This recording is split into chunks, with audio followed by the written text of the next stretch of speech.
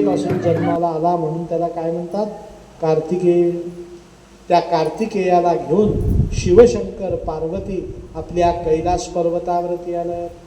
भूत प्रेत पिशाचाद्या यक्ष गंधर्व राक्षसा, सगळ्या भूत प्रेत पिशाचांना त्या कार्तिकेयाचं ओळख करून दिली, परिचय करून दिला. आणि शंकरांनी युवराज म्हणून कार्तिकेयाचा कुमार म्हणून राज्याभिषेक केला. सगळ्या वेद मंत्र म्हणणाऱ्या ब्राह्मणांनी जल्लोष करून वेद मंत्र म्हटले. सर्वेखाम वायेख वेदानात् गुणसो जत्साम सर्वेखामे वै नमे तदवेदानात् गुरसेनाभिकिंचति. ओम शांती शांती शांती. शंकरांनी स्वहस्ते कैलास पर्वतावरती उगम पावणाऱ्या दिव्य नद्यांचं पाणी त्या कुमाराच्या शरीरावरती अभिषेक करताना शिंपडलं. परिणाम तो कुमार आता तेजस्वी दिसू लागला.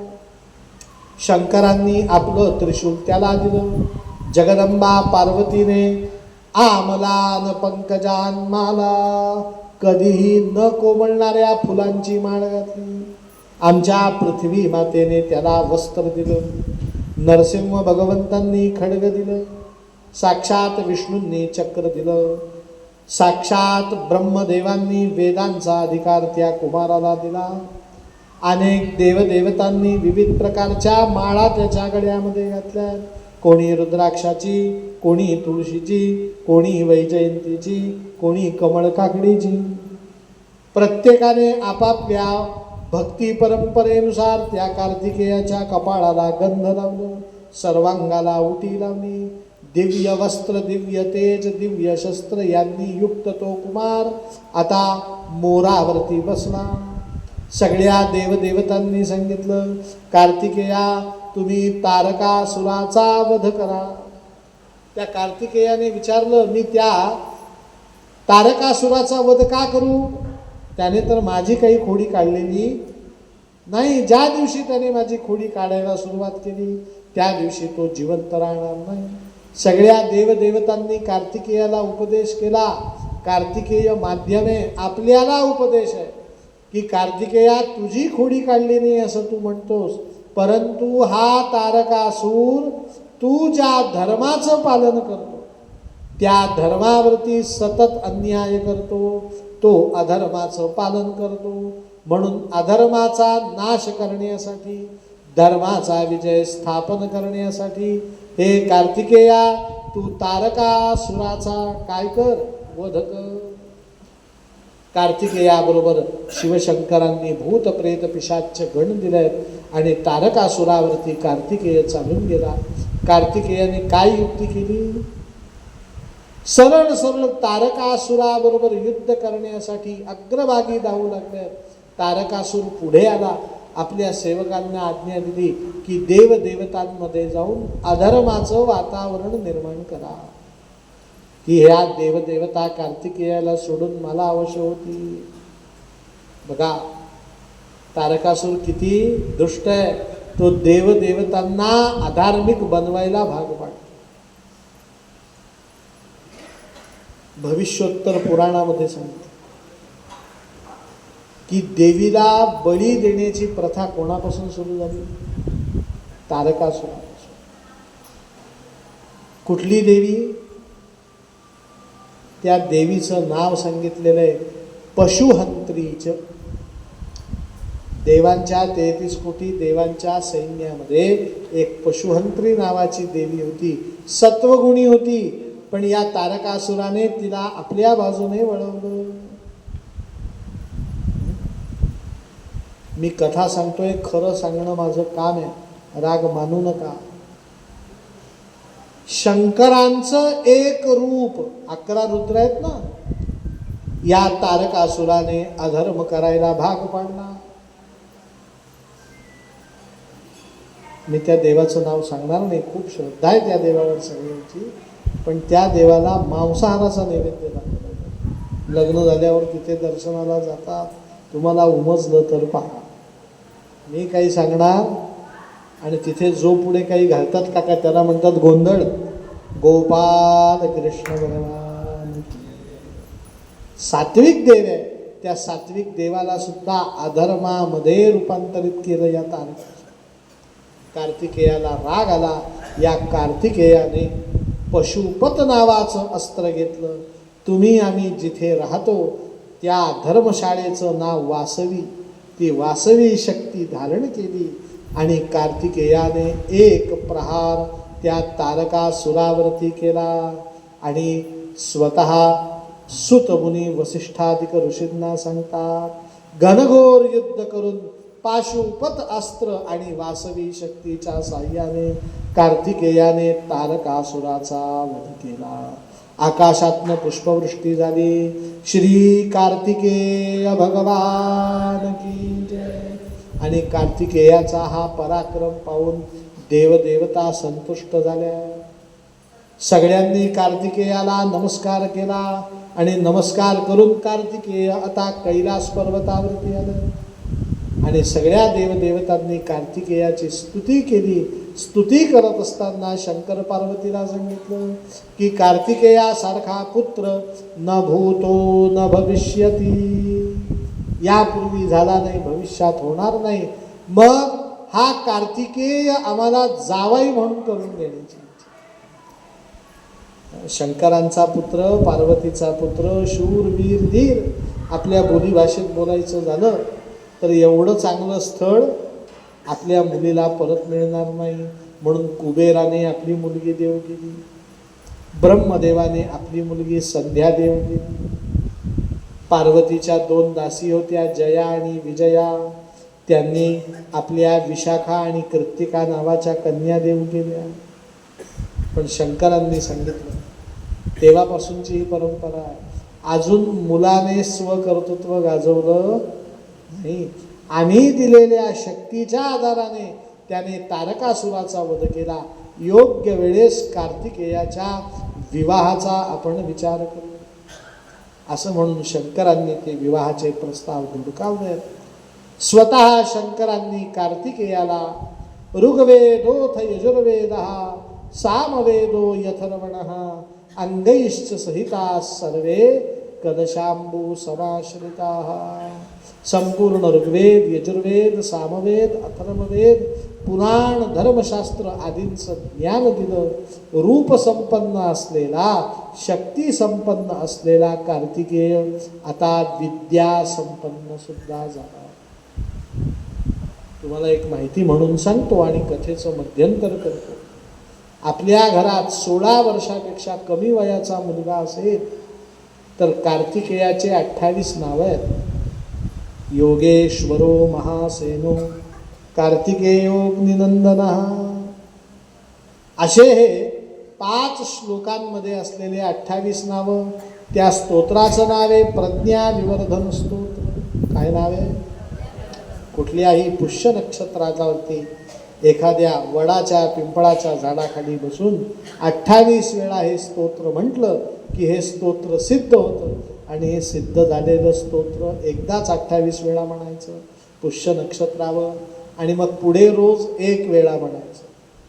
हे म्हटलं की कार्तिकेयासारखा शक्ती, विद्या, बल आणि रूप यांनी युक्त पुत्र होतो. श्री कार्तिकेय भगवान की. आमच्या वसिष्ठ मुनींनी सूत मुनींना विचारलं, कार्तिकेयाची कथा तुम्ही आम्हाला सांगितली, आता गणपतीची सुद्धा तुम्ही जन्माची कथा आम्हाला सांगा. मग श्री गणेशाच्या जन्माची कथा सांगण्यापूर्वी एक 5-10 मिनिटाचा तुम्हाला पाय मोकळे करण्यासाठीचा मध्यंतरीचा वेळ देतो. बरोबर 5 ते 10 मिनिटात कथा परत सुरू होईल. नमः पार्वती पते हर हर महादेव.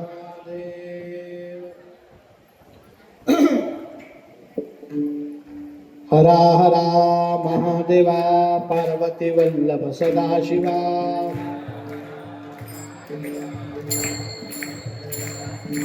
हरा हरा महादेवा पार्वती वल्लभ सदाशिवा.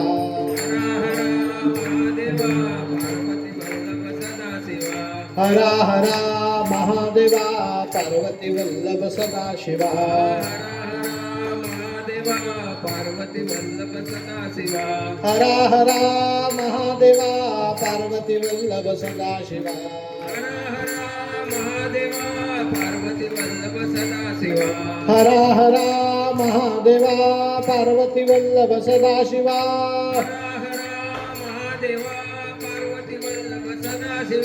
हर हर महादेवा पार्वती वल्लभ सदाशिवा हरा हरा महादेवा पार्वती वल्लभ सदाशिवा हर हर महादेवा पार्वती वल्लभ सदाशिवा हरा हरा महादेवा पार्वती वल्लभ सदाशिवा हर हर महादेवा पार्वती वल्लभ सदाशिवा हरा हरा महादेवा पार्वती वल्लभ सदाशिवा हर हर महादेवा पार्वती वल्लभ सदाशिवा हरा हरा महादेवा पार्वती वल्लभ सदाशिवा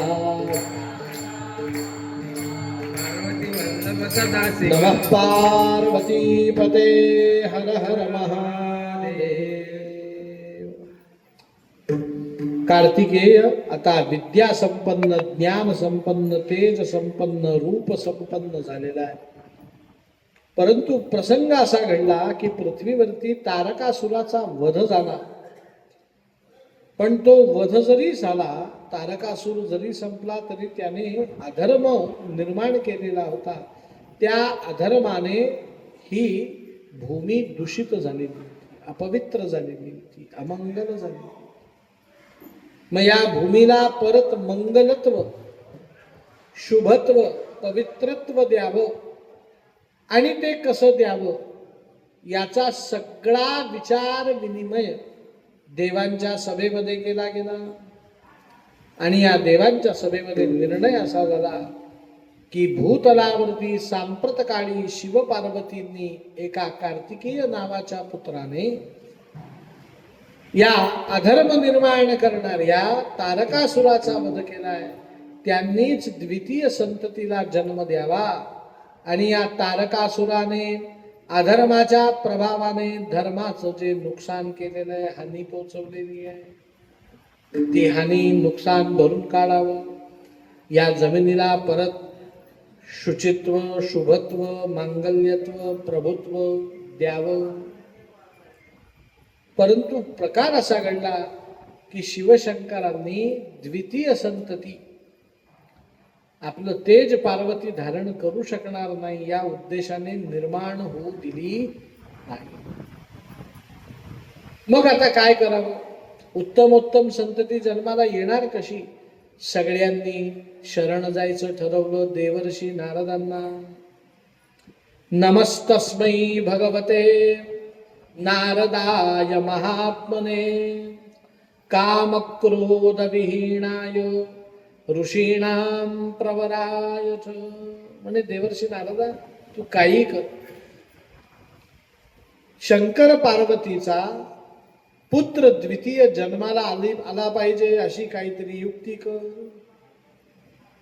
आपल्या धर्मशास्त्रामध्ये पुत्र 2 प्रकारांनी प्राप्त होऊ शकतात असं शास्त्राने सांगितलं. एक रक्ताच्या नात्याने आणि 2 गुरुच्या नात्याने. भागवत ज्या शुकमुनींनी सांगितलं ते शुकमुनी व्यास ऋषींचे 2ही नात्यांनी पुत्र आहेत. एक व्यासाचे पुत्र आहे म्हणजे रक्ताचं सरळ नातं आहे. व्यासांनी आदिनारायणाने भागवताचा उपदेश ब्रह्मदेवाला केला, ब्रह्मदेवांनी नारदांना केला, नारदांनी व्यासांना केला आणि व्यासांनी शुकमुनींना केला. म्हणजे पुत्र म्हणून सुद्धा आणि गुरु म्हणून सुद्धा 2 नात्यांनी ते पुत्र आहे. मग आमच्या देवर्षी नारदांनी एक दिवस जगदंबा पार्वतीकडे जाऊन आपली कैफईत मांडली. पण देवर्षी नारदांची पद्धत थोडी निराळी आहे. त्यांना कळ लाव्या असं म्हणतात, पण देवर्षी नारद कळ लावे नाहीत. पण ते कळ लावल्यासारखे कधी वागतात, बोलतात. हे त्यांचं बोलण्याची काय खासियत आहे, पद्धती आहे. त्यांनी जगदंबेची स्तुती केली. ते पार्वतीला जाऊन नमस्कार करते झाले. यासा पद्मासनस्था विपुल कटितटी पद्मपत्रायताक्षी गंभीरावर्तनाभिः स्तनभरनमिता शुभ्रवस्त्रोत्तरीया लक्ष्मीर्दिव्यैर्गजेन्द्रैर्मणिगणखचितैः स्नापिता हेमकुम्भैः नित्यं सा पद्महस्ता मम वसतु गृहे सर्वमांगल्ययुक्ता. लक्ष्मी, सावित्री आदी जिची चरण सेवा करतात, हे जगदंबा पार्वती अशी तू जगत स्वामिनी, मी तुला शरण आलोय.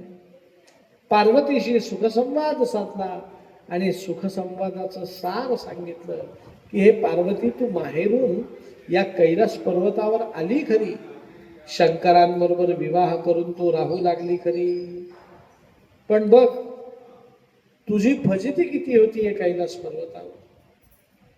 म्हणजे माझी आणि फजिती नाही हो, शिवशंकरांच्या हृदयामध्ये माझं वास्तव्य आहे. माझा प्रत्येक शब्द शिवशंकर झेलतात. म्हणजे झेलतात ही गोष्ट खरी, पण तुला माहिती आहे का तुझ्यावर पहारेकरी किती आहेत. आणि हे पहारेकरी शंकरांचं ऐकतात, तुमचं ऐकत नाही. संस्कृत मध्ये म्हण आहे, चंच प्रवेश मुसल प्रवेश. जिथे एक संद लाकूड असतं तिथे खिळा ठोकणे एवढा आधी छिद्र पाडतात, त्याच्या शेजारी दुसरं छिद्र पाडतात, त्याच्या शेजारी तिसरं छिद्र पाडतात, आणि असे छिद्र पाडून पाडून एक दिवस ज्याच्यातनं काही आरपार जात नव्हतं तिथून एक मुसळ सुद्धा काय होतं, आरपार जातं. पण सुरुवात कुठून झाली, छोट्या छिद्रापासून. जगदंबा पार्वतीला हे पटेना. तिने एक दिवस परीक्षा घ्यायचं ठरवलं. ती पार्वती स्नानाला बसली आणि पहाऱ्यावरती नंदिकेश्वराला ठेवलं. आणि स्नानाला प्रारंभ झाला, थोड्या वेळात शिवशंकर न्हाणी घरामध्ये आले. पार्वतीच्या लक्षात आलं हा नंदिकेश्वर आपला सेवक नाही, कोणालाही आत येऊ देऊ नको असं सांगितलं होतं, पण त्याने शंकरांना आत येऊ दिलं. याचा अर्थ तो माझा ऐकत नाही, कोणाचा ऐकतो हे सिद्ध झालं. म्हणून पार्वतीला स्वतःला एक सेवकाची आवश्यकता भासू लागली. म्हणून पार्वतीने स्नान झाल्यानंतर आपल्या शरीराला जी दिव्य उटी लावलेली होती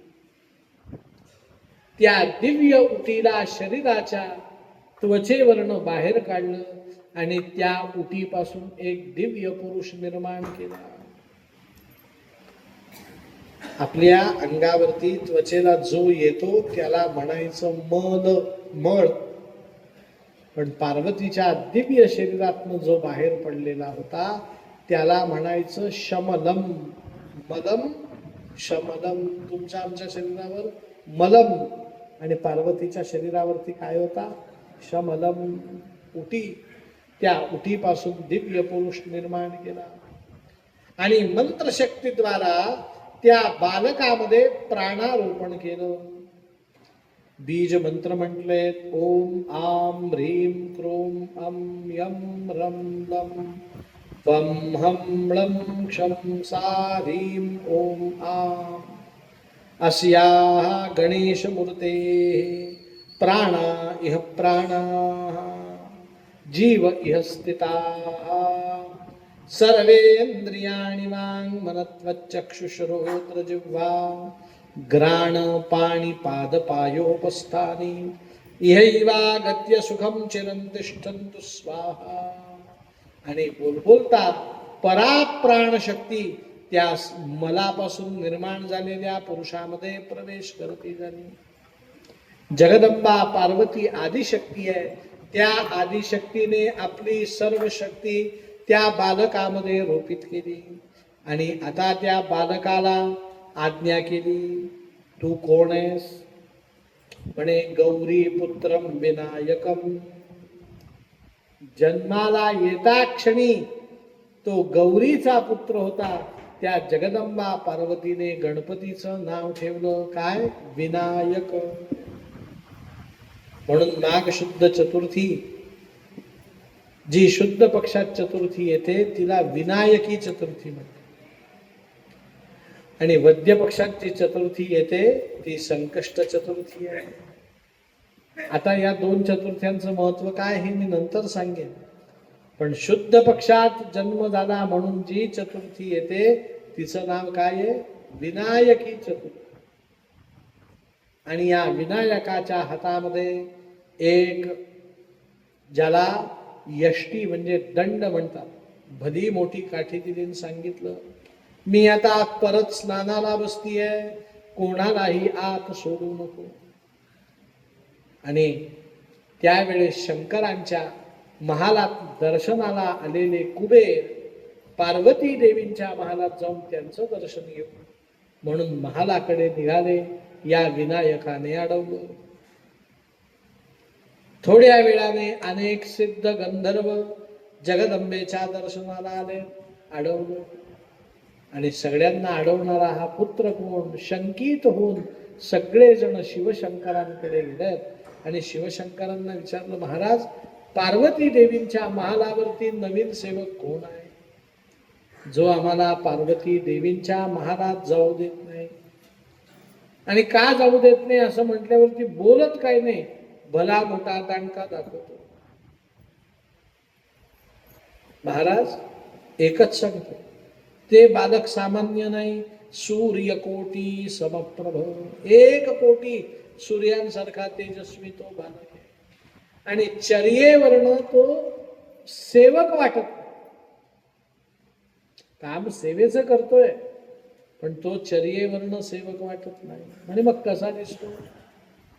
सांगितलं, फार सुंदर स्तुती आहे. विघ्नेश्वराय वरदाय सुरप्रियाय लंबोदराय सकलाय जगद्धिताय नागाननाय श्रुतियज्ञ विभूषिताय गौरी सुताय गणनाथ नमो नमस्ते. नमस्ते ब्रह्मरूपाय. कधी कधी तो कोणासारखा दिसतो? ब्रह्मदेवासारखा दिसतो. नमस्ते विष्णुरूपिणे. कधी कधी कोणासारखा दिसतो? नमस्ते विष्णुरूपिणे. नमो ब्रह्मरूपाय विष्णुरूपाय ते नमः. नमो रुद्ररूपाय. कधी कधी तो तुमच्यासारखा दिसतो. करिरूपाय ते नमः. महाराज आम्ही ज्या ज्या देवतेची इच्छा करतो त्या त्या देवाप्रमाणे तो त्याची चर्या बदलतो. आणि कधी कधी तर विश्वरूप स्वरूपाय काय दिसतो? आणि नमस्ते ब्रह्मचारिणे. कधी कधी तो ब्रह्मचारी वामन देव दिसतो. नमस्ते ब्रह्मचारिणे भक्तप्रियाय देवाय. महाराज आतून त्याला पार्वती देवींनी हाक मारली की तो मधुर मधुर संभाषण करून त्यांच्याशी बाहेरून बोलतो. पण आपण काही बोलायला लागलो की उग्र भाषेत बोलतो. भक्तप्रियाय देवाय नमस्तुभ्यं विनायक. अशा त्या विनायकाला आम्हाला नमस्कार करावा असा वाटतो. म्हणे अजून त्याचं स्वरूप काय? म्हणे फार सुंदर स्वरूप आहे. लंबोदर नमस्तुभ्यं. त्याचं पोट कसं आहे? लंबोदर, मोठं उभं आहे. आणि महाराज त्या बालकाचं वैशिष्ट्य आहे, ते बालक पायरीवर बसलेलं आहे, आत कोणाला सोडत नाही. हातात दांडका घेतलेला आहे, पण एका हातात दांडका आणि दुसऱ्या हातांनी सतत मोदक प्रिय 10-12 नारळ फोडून ठेवलेत. गुळाचा भळा मोठा खळा घेतलेला आहे. आणि येता जाता ते नारळ आणि गुळ खोबरं तो खात. निर्विघ्नं कुरु मे देव. देवा त्या बालकापासून, त्या बालकाच्या विघ्नापासून आम्हाला तुम्ही दूर ठेवा. सर्व कार्येषु सर्वदा. सदा सर्वदा त्याचं रक्षण करा. अन्यथा महादेवा आम्ही हे बोलू इच्छित नाही, तो तुमच्यापेक्षाही साम्राज्यवान आहे, शक्तिवान आहे. शंकरांना आश्चर्य वाटलं की आपल्या कैलास पर्वतावरती पार्वतीच्या महालावरती सेवक आहे आणि मी त्याला ओळखत नाही, कोण आहे? शंकर तात्काळ उठले, हातामध्ये त्रिशूळ घेतलं आणि पार्वतीच्या महालाकडे जाऊ लागले. शंकरांनी त्या सर्वांग सुंदर बालकाला बघितलं. रणक्षुद्र घंटा निनादा विरामम चलत्तांडवोद्दंडवत पद्मतालम. पद्मतालम, तो काठीलाही घुंगरू बांधलेले होते आणि पायातही चाळ त्याने बांधलेले होते. चरणीच्या घागरिया रुणझुण वाजत. पद्मतालम लसत्तुंग लांगोद परिव्यादहारम. महाराज इतका मंद सुमंद हसतो की आपण त्याच्या प्रेमात पडतो. शंकरांनी पाहिलं, खरंय. गणाधीश मीशान सोनून तमिले. शंकरांनी विचारलं, को भवान, कोण आहेस? त्याने सांगितलं, माझं नाव पार्वती पुत्र विनायक. शंकरांनी त्या बालकाचं ते सौंदर्य बघितलं, पुत्रभाव निर्माण झाला. शंकरांनी त्या बालकाला आलिंगन देण्यासाठी बाहुप्रसार परिलंबमाणम, हात पुढे केले,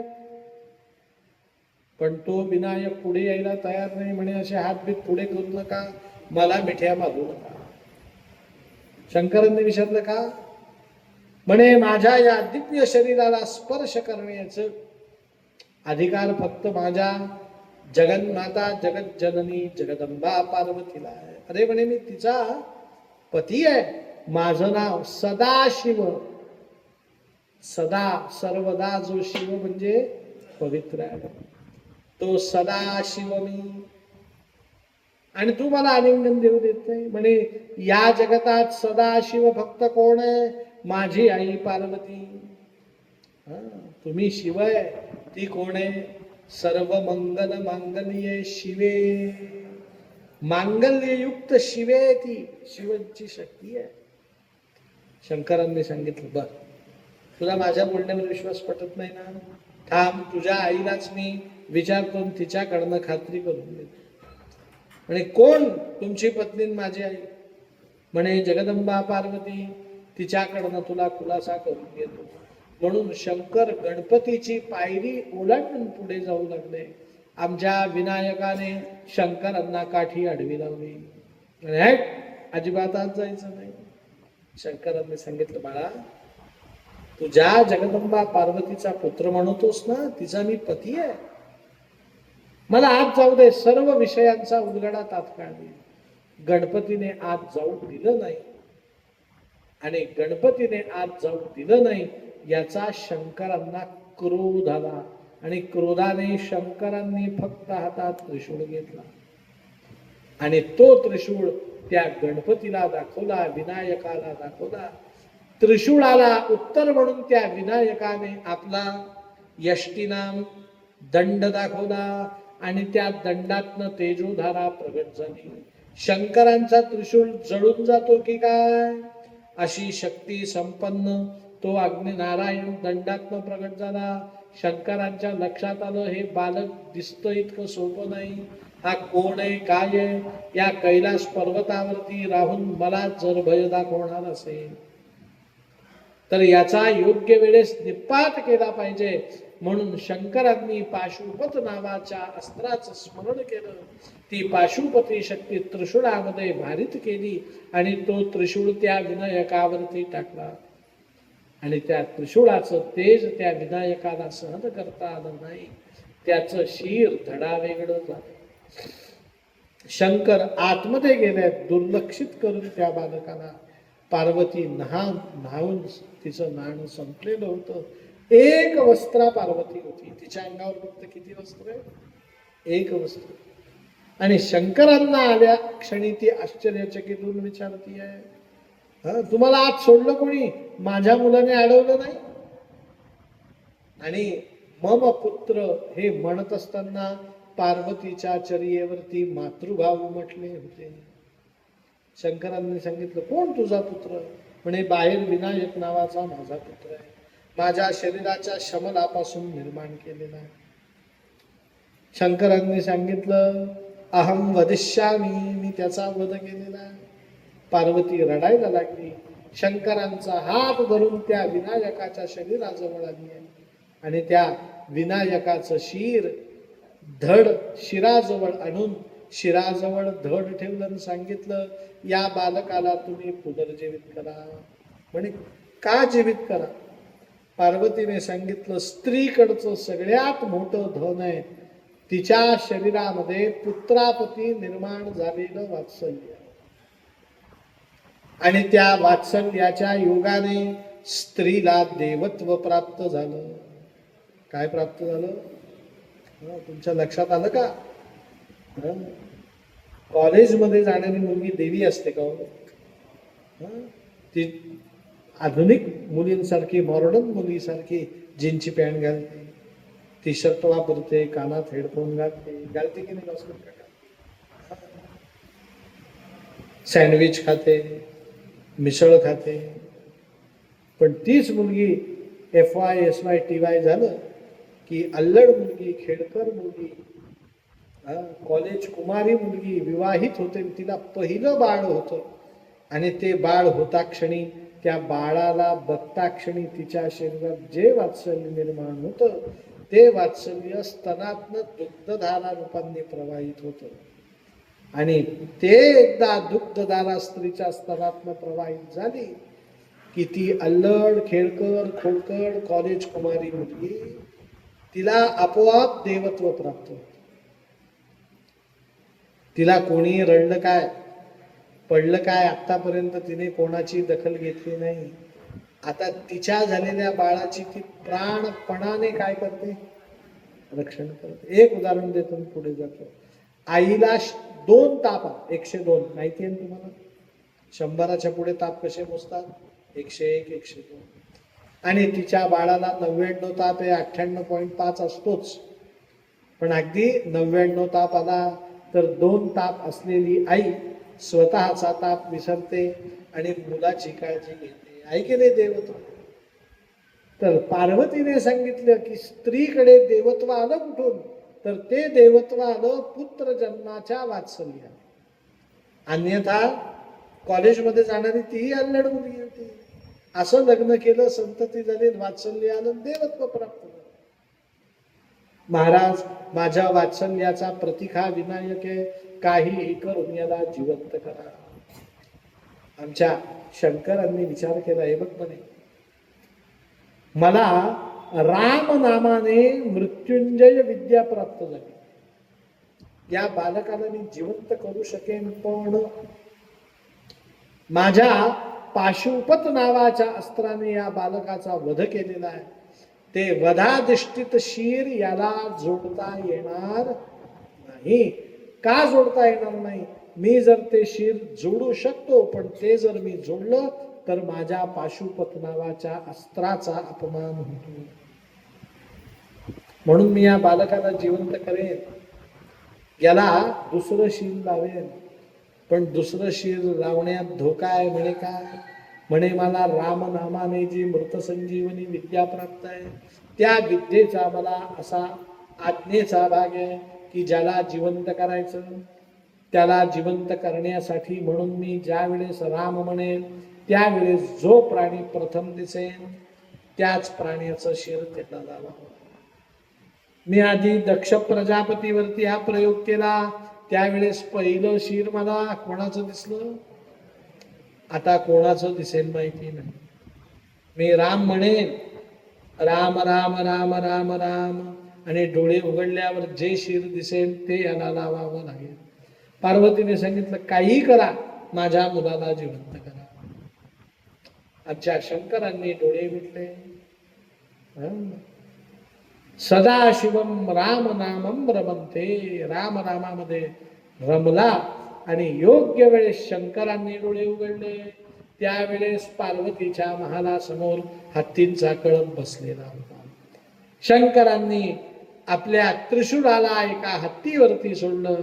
हत्तीचं गजमुख शिरापासून वेगळं झालं आणि आता ते शिर कमल आणलं आणि गणपती विनायकाच्या शरीरावरती ठेवलं. शंकरांनी परत रामनाम म्हटलं आणि त्या मृत बालकाला संजीवनी दिली आणि ते बालक गजमुख घेऊन उठून बसलं. श्री गजानन भगवान की. पार्वतीने गजमुख बालकाला जवळ घेतलं आणि सांगितलं, हे गजानना, हे विनायका, तुला जिवंत करणारे हे तुझे वडील आहेत, यांना शरण जा. गणपती वडिलांच्या मांडीवरती जाऊन बसला. आमच्या शंकरांना पार्वतीचा हा पुत्र आहे याचा मी वध केला, याचं प्रायश्चित्त घेण्याचं विचार मनामध्ये आला. म्हणून शंकरांनी सांगितलं, हे गजमुखा, हे विनायका, आजपासून या कैलास पर्वतावरती जेवढे जेवढे शिवगण राहतात त्या त्या सगळ्या गणांचा तू आजपासून पती होशील. म्हणून गणांचा पती म्हणून तुझं नाव श्री गणपती भगवान की जय. शंकरांचे गण कोण आहेत? म्हणे भूत प्रेत पिशाचाची तर गण आहेच आहे, पण शंकरांचे गण आहेत 64 विद्या, 64 कला, 14 वेद विद्या. भागवतात द्वितीय स्कंदात शुकमुनींनी सांगितलंय, ज्ञान प्राप्ती करून घ्यायची असेल तर शंकरांची उपासना करा. कारण कलियुगात सगळ्यात ज्ञान देणारा भगवंत कुठला असेल तर त्याचं नाव काय? शंकर. आमच्या नारायणाने या पृथ्वीवरती जे ज्ञान निर्माण केलं ते ज्ञान सांभाळण्याची जबाबदारी कोणाची आहे? शंकरांची. कैलास महाराज तुम्हाला माहिती पाहिजे,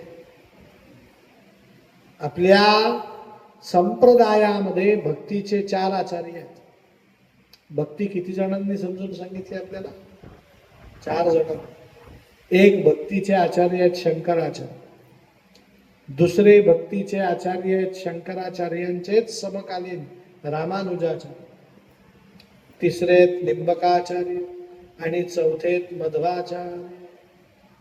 शंकराचार्य जर सोडले तर इतर 3ही जण वैष्णव संप्रदायाचे.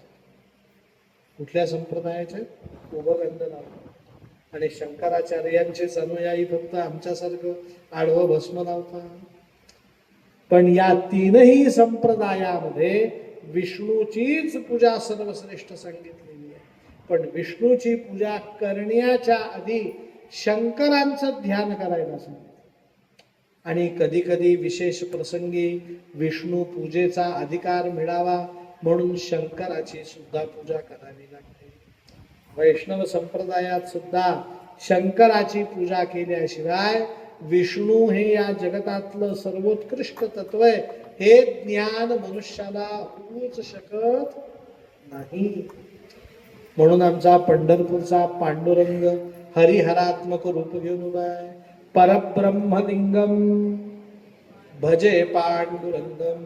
पांडुरंगाचं साकार रूप म्हणजे चेहऱ्यापासून पायापर्यंतचा भाग, पण तोच हरी हर रूपात निर्गुण रूपात आहे. म्हणून त्याच्या डोक्यावरती परब्रह्मलिंग आहे. कुठलं लिंग आहे? पाहिलंय की नाही तुम्ही? परब्रह्मलिंगम. ते शंकर सकल ज्ञानाचे सुद्धा पती आहेत. म्हणून ज्ञानपती, बुद्धिपती, सिद्धीपती असणारे शंकर आता या सर्व विद्या, सर्व सिद्धी, सर्व बुद्धी गणपतीला देते झाले. म्हणून गणपती हे बुद्धिपती सुद्धा आहे, सिद्धिपती सुद्धा आहे, रिद्धिपती सुद्धा आहे, विद्यापती सुद्धा आहे. मग या गणपतींनी शंकरांच्या मांडीवरती बसून सकल विद्या, सकल शास्त्रांचं अध्ययन केलं. ते अध्ययन इतकं श्रेष्ठ होतं की एक दिवस सगळा ऋषी समुदाय शंकरांच्या दर्शनाला आलेला असताना गणपतीच्या स्वरूपाचं त्यांनी दर्शन घेतलं. आणि दर्शन घेता क्षणी त्यांच्या लक्षात आलं की हा गणपती सामान्य नाही, हा कोण आहे? सगळ्यांनी जय जयकार करा. मंगलमूर्ती मोरया. मंगलमूर्ती म्हणजे काय? या जगतामध्ये जे जे काही मंगल आहे, जे जे काही शुभ आहे, जे जे काही पवित्र आहे ते सगळं एकत्र केल्यावरती जी मूर्ती तयार होते त्याचं नाव काय? मंगलमूर्ती. एक गंमत म्हणून उदाहरण सांगतो. आमच्या गावात एक ब्राह्मण आहे, मागच्या वर्षी वारले. 95 वय होतं त्याचं. किती वय? त्यांना आता तो हॉटेलमध्ये चहाचा कप असतो, माहिती आहे ना तुम्हाला? येवले चहा प्यायलाय का कधी? त्यांचा कप केवढा असतो? पाव बशी असते फक्त, आहे ना? पण तेवढा चहा उकळताना एक मुठभर साखर त्यांच्या चहात टाकावी लागायची. आणि सकाळी सकाळी त्यांना चहा द्यायचा, विचारायचं का हो चहा? म्हणे साखर थोडी कमी झाली. ते काय सांगायचे? मुठभर साखर येवले चहाच्या कपात, एक मुठभर साखर म्हणजे एका कप दुधाला 1 कप साखर टाकायची. आणि तरी त्यांनी मार्क काय द्यायचा बायकोला? रिमार्क, साखर थोडी कमी आहे. पुरणाची पोळी, त्यांच्यासाठी वेगळं पुरण, त्याच्यात थोडा जास्त गूळ. आणि विचारावं पुरणपोळी कशी आहे? म्हणे गूळ थोडा अजून चालला असता. त्या बायकोने एक दिवस पाहिलं, म्हणे यांना एका कपात 2 कप चहा साखर टाकून पाहिजे. एका कपाला किती कप साखर? तरी ते म्हणतात साखर थोडी कमी आहे. एक दिवस त्यांच्या बायकोने साखरेची पिठी साखर केली, 2 चमचे तूप टाकलं, त्याचा लाडू वळला आणि नवऱ्याच्या हातावर ठेवला. आता त्या लाडूत फक्त काय आहे? आणि तो गोळा व्हावा म्हणून टाकलेलं 2 चमचे, त्यात तिने गोडवा कमी होईल म्हणून वेलची सुद्धा टाकली, बदामाचा तुकडा सुद्धा लावला नाही. त्या ब्राह्मणाला दिला, म्हणे का हा लाडू खा बरं, म्हणे पाहून कसा. त्याने तो लाडू खाल्ला, म्हणे थोडी साखर अजून टाकली असती तर. आता तो लाडू कशाचा आहे? साखरे व्यतिरिक्त त्यात काहीही. मग त्याला म्हणायचं साखर मूर्ती. काय म्हणायचं?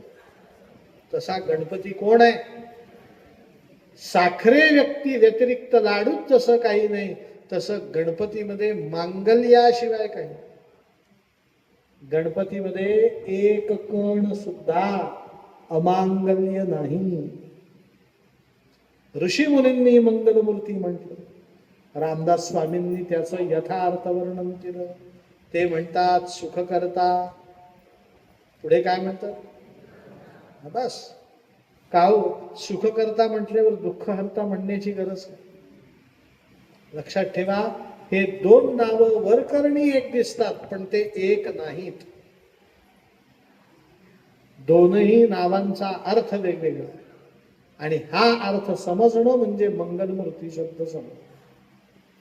तुम्ही बाजारात जिथे जिथे म्हणून सुख आहे अशी कल्पना करतात, तिथे तिथे तुम्ही जातात, काही काळ सुख उपभोगतात आणि काही काळ झाल्यानंतर आत्तापर्यंत सुख देणारी वस्तू तुम्हाला दुःख द्यायला प्रारंभ करते. सुखामध्ये दुःख लपलेलं आहे आणि दुःखामध्ये सुख लपलेलं आहे. आहे की नाही? श्री शैल्यमला येताना किती सुख होतं, पण जाताना अजून 2 दिवस पाहिजे होते. बघा, सुख मिळालं नाही का हो श्री शैल्यमला? मिळालं, पण ज्या श्री शैल्यमने सुख दिलं तेच श्री शैल्यम जाताना काय देणार आहे? दुःख देणार आहे. आमच्या घरी फार मोठा मी टीव्ही आणला, टीव्ही समोर सोफा ठेवला, 100 इंच टीव्ही. बाजारात 100 इंची मिळत नाही बरं का, पण आम्हाला बोलायला काय लागतं. सोफा ठेवला, नवरा बायको आम्ही त्याच्या समोर बसलो, संपूर्ण शोले पिक्चर पाहिला, फार आनंद वाटला. दुसऱ्या दिवशी परत बसलो, दुसरा पिक्चर पाहिला. 4-5 वर्ष आम्ही रोज पिक्चर पाहायचो. आम्हाला तो टीव्ही काय द्यायचा? सुख. पण उन्हाळ्याचे दिवस होते, खूप गरम व्हायचं म्हणून खिडकी थोडी उघडी ठेवली. बाहेर मुलं क्रिकेट खेळत होते, त्यांचा चेंडू आला आणि टीव्ही वरती जाऊन पडला. टीव्हीला पडली भेग. आता काही केलं तरी टीव्ही सुरू होत. 2.5 लाख रुपयाचा टीव्ही. मॅकॅनिकला फोन केला, त्याने सांगितलं, म्हणे डिस्प्ले गेला. म्हटलं मग बसवा. म्हणे बसवतो 2 लाख रुपये. किती रुपये? पण मी तुम्हाला सल्ला देतो 2 लाख खर्चच करायचे आहेत तर नवीन तेच टीव्ही घेऊन टाका. म्हटलं हे बरोबर आहे. या जुन्या टीव्हीची किंमत किती देतो? म्हणे 5,000 रुपये. आता विकावा तरी दुःख आणि ठेवावा तरी. जो टीव्ही मला सुख देत होता तो टीव्ही आता मला काय देऊ लागला? दुःख देऊ लागला. व्यवहारातलं उदाहरण घ्या. स्त्री पुरुष विवाह करतात कशासाठी? आशीर्वाद देतात, दिल्या घरी सुखी राहा. लग्न झाल्यानंतर सगळे वडीलधारे म्हणतात सुखाने संसार करा, करतात लोक. पण संसार कितीही सुखाचा केला तरी संसारातला अलिखित नियम आहे, दोघांपैकी एकाला आधी जाणं आणि ते न सांगता जाणं. 8 दिवस कल्पना देऊन कोणी जात नाही. जो जातो तो दुसऱ्याला काय देऊन जातो? विवाह कशासाठी केला होता? मोठ्याने सांगा. सुख मिळालं की नाही मिळालं? मिळालं. पण सुख मिळाल्यानंतर त्याची परिणिती कशात झाली? दुःखात. म्हणजे जिथे सुख आहे तिथे दुःख आहे आणि जिथे दुःख आहे तिथे सुख सुद्धा आहे. मग गणपती त्याला अपवाद आहे. गणपतीकडे असणाऱ्या सुखामध्ये दुःखाचा एक कणही नाही हे सांगण्यासाठी सुखकर्ता शब्द निराळा आहे आणि दुःखहर्ता शब्द निराळा आहे. गणपतीकडे असणाऱ्या सुखाशिवाय जेवढे सुख आहेत त्या सुखामध्ये दुःख लपलेलं आहे आणि गणपतीकडे दुःख विरहित सुख आहे.